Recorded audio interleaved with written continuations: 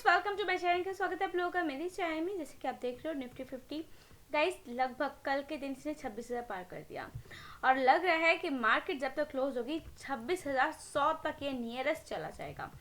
फिलहाल तो इसने अभी हाई 26,094 बनाया है। वही 52 वीक हाई भी आपको आज का देखने को मिलेगा। बहुत अच्छी मार्केट अपनी परफॉर्म कर रही है। मैं आपको बता दूं, अगर निफ्टी बैंक भी देखोगे तो लगभग 120 पॉइंट चढ़ा। वैसे ही निफ्टी बैंक की ओपनिंग गैप डाउन देखने को मिली, लेकिन धीरे धीरे वो रिकवर हुआ, फिर वो गिरा बिल्कुल वहीं उसी पॉइंट पे है जिस पॉइंट पे ओपनिंग हुई थी 9:45 के आसपास। देन फिर यहाँ से इसने पकड़ी है रफ्तार 131 पॉइंट तक की।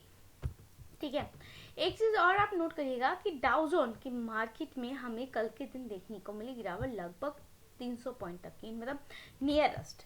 नैस्डैक की बात करें तो आईटी सेक्टर पॉजिटिव रहा, मतलब इसमें माइनस से 0.043% तक की चीज देखने को मिली। ग्लोबली इंडाइसेस की अगर मैं बात करूं तो गाइस गिफ्ट निफ्टी में हमें पॉजिटिव नेस देखने को मिला। डाउज का फ्यूचर भी पॉजिटिव देखने को मिला। नैस्डैक का आप कह सकते हो फ्यूचर डाउन देखने को मिल रहा है। एंड वहीं डाउ में जैसे मैंने आपको बताया 0.70% तक की गिरावट देखने को मिली। S&P पॉजिटिव देखने को मिला। नेकाई जो कि जापान का इंडेक्सिस है वो पॉजिटिव देखने को मिला है। ठीक है, हांगकांग का इंडेक्सिस भी पॉजिटिव था। जर्मनी का भी डेक्स जो है 1.15% तक, मतलब लगभग 217 पॉइंट तक चढ़ा। एंड भाई अगर हम बात करें ये जो हमारा है, इसको यूके का बोलते हैं FTSE को, इसमें लगभग 0.46% तक की 56% तक की माइनस तेजी देखने को मिली।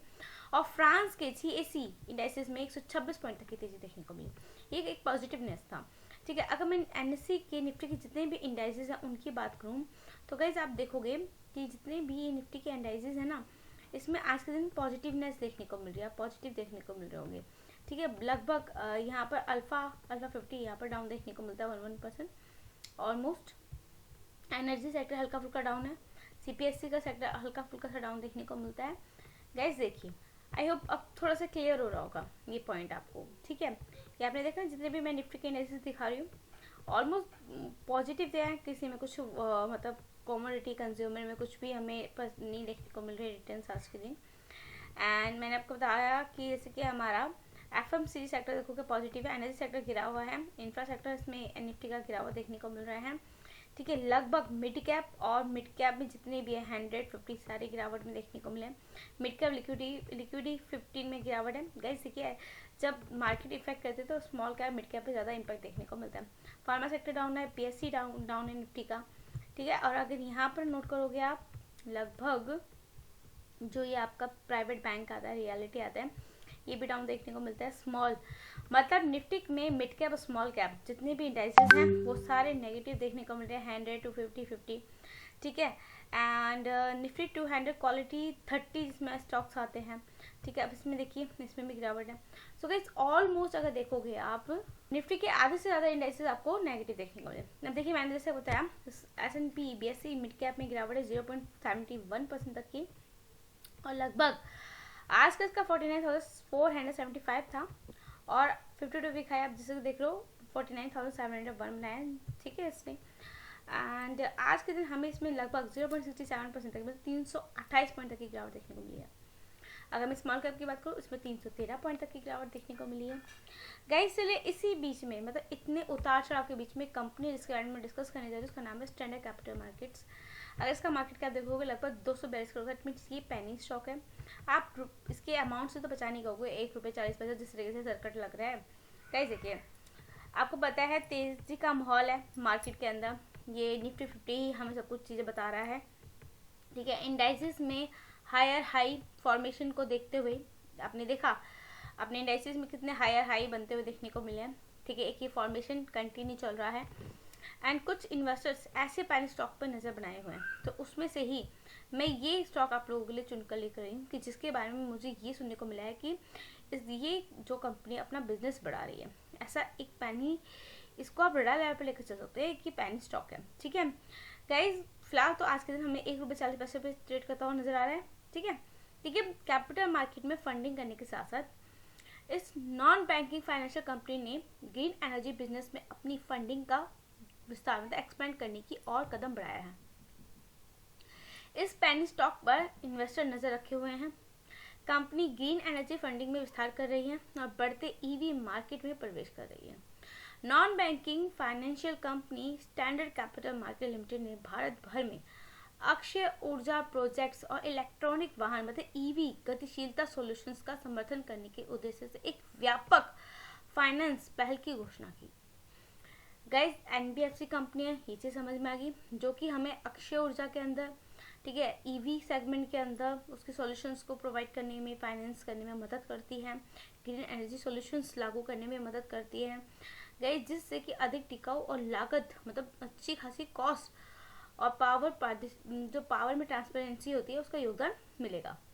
भारत के बढ़ते जितने भी क्लीन एनर्जी प्रयासों के अनुरूप स्टैंडर्ड कैपिटल की फंडिंग सोलर पैनल और जितने भी न्यू मतलब रिन्यूएबल एनर्जी सिस्टम स्थापित करने वाले प्रोजेक्ट के लिए महत्वपूर्ण है। फाइनेंशियल हेल्प प्रदान करेगी ये। भारत ने स्वच्छ ऊर्जा क्षेत्र में मतलब क्लीन एनर्जी एरिया में महत्वपूर्ण प्रगति की है, जहां 2023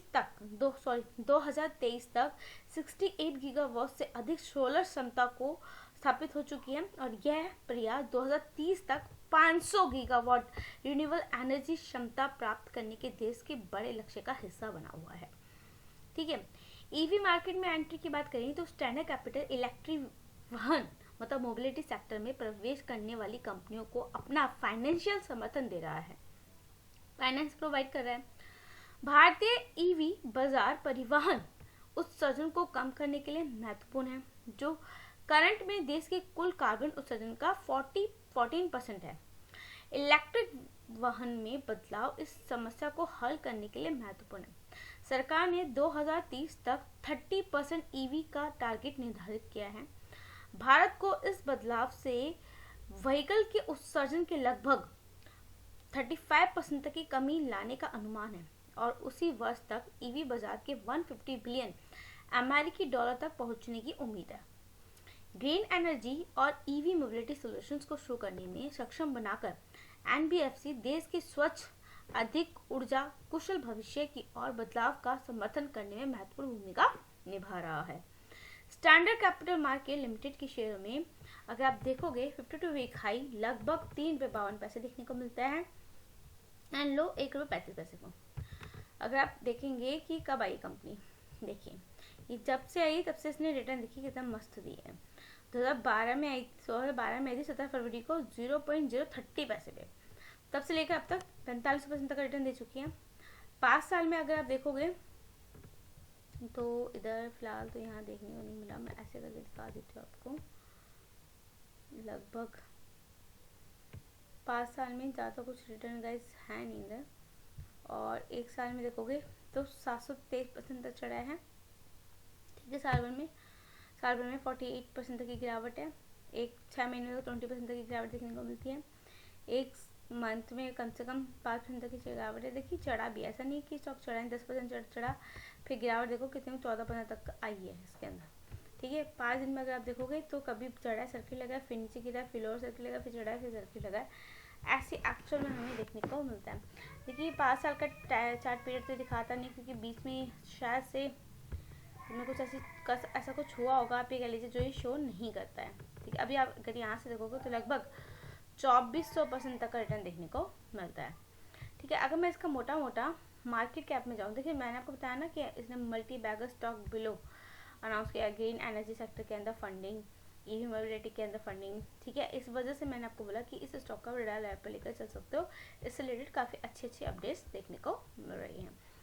आपको एक चीज़ बता दूँ कि अभी ये आपको सही वैल्यूएशन पे मिल रहा है, एक भी स्टॉक प्लस नहीं है, आरओसी आरओई ठीक ठीक देखने को मिलते हैं।